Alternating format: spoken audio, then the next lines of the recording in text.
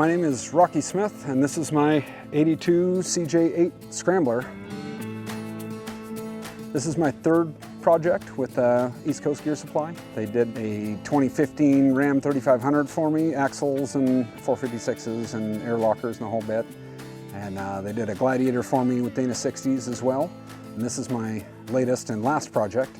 It is a 304 with a Turbo 400 and a new Process 205 transfer case, which were gonna overwhelm the stock axles on it. And so I came out and talked to John, and he came up with a plan to put a Dana 60 in the rear and a Dana 44 up front and put some 456s in it.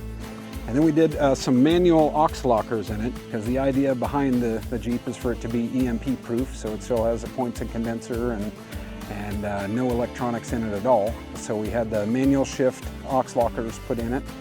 And then when we were redoing the suspension as well, we went with a spring over to create just a little more room, and we ended up having to put in a traction bar in the back. We did a full 1-ton steering system up front.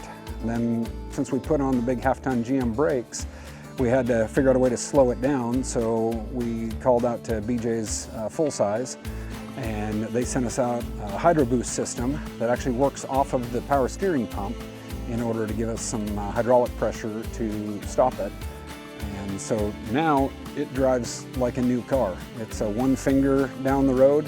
You can let go of it, it tracks nice and true.